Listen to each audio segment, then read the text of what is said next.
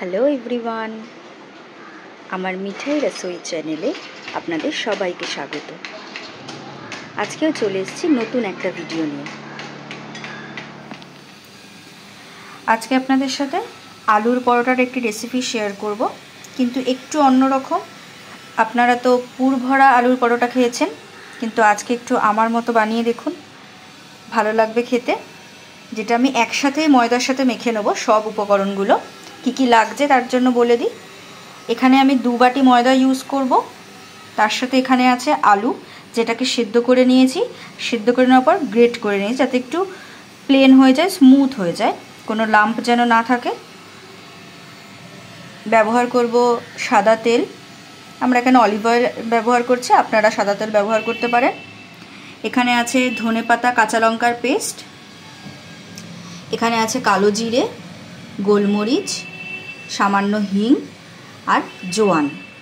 এটা আমরা ব্যবহার করব মাখার মধ্যে। আর আছে পরিমাণ মতো নুন আর কাঁচা লঙ্কা কুচি। চলুন এবার মেখে নিই। আর দিয়ে দেবো স্বাদ মতো একটু চিনি। এবার আমরা সব কিছুকে একসাথে ভালো করে মেখে ডো বানিয়ে নেব। তো তার জন্য একটা বোল নিয়ে নিয়েছি নতুন। তার মধ্যে দিয়ে দিলাম প্রথমে ময়দা।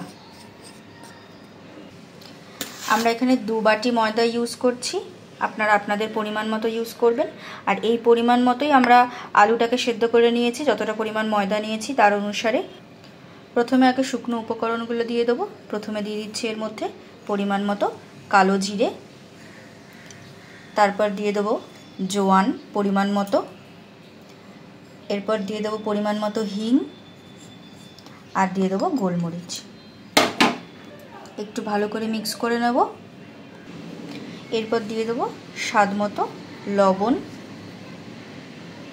আর দিয়ে দেবো পরিমাণ মতো চিনি, আর দেবো কাঁচা লঙ্কা কুচি। এটা খুব ভালো করে মিশিয়ে নেব।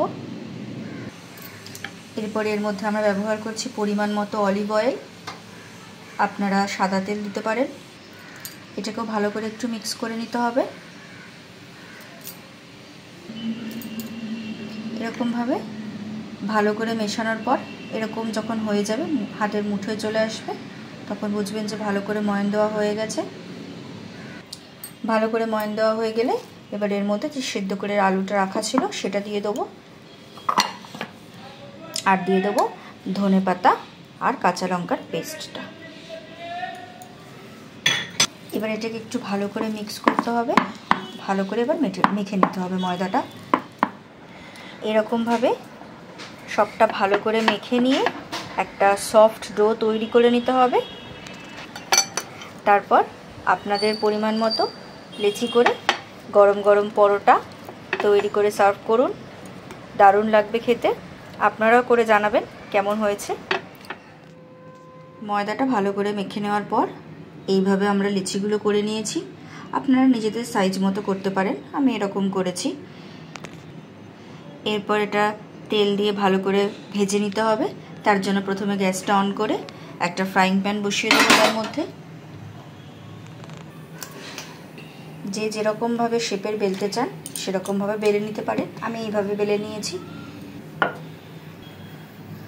এবার এটা একটু ভালো করে ভেজে নেব। প্রথমে তেল ইউজ করে নিই, একটু ভেজে নিয়ে তারপরে তেল ইউজ করব।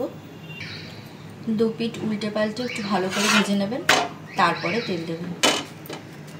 এরপর আমরা এখানে ব্যবহার করছি পরিমাণ মতো সাদা তেল।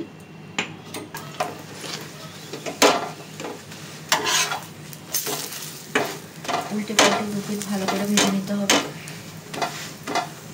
দেখুন এইভাবে একটু লালচে করে ভেজে নেব। আমাদের সব পরোটাগুলো ভাজা হয়ে গেছে, প্লেটেও সাজানো হয়ে গেছে। দেখুন পরোটাগুলো কতটা সফট হয়েছে। এটা আমি ময়দা দিয়ে করেছি। আপনারা যদি ময়দা না খেতে চান, ময়দা স্কিপ করে আটা দিয়ে করতে পারেন, তাতেও খুব ভালো লাগবে খেতে। এটা যে কোনো সবজি, পনির, যা হোক দিয়ে খেতে পারেন। যদি কিছু না থাকে শুধু সস দিয়েও খেতে পারেন, তাতেও খুব ভালো লাগবে খেতে। আপনারাও বাড়িতে করে জানাবেন কেমন লাগলো। আজকের ভিডিও এই অবধি। আবার দেখা হচ্ছে পরের ভিডিওতে। ততক্ষণের জন্য টাটা।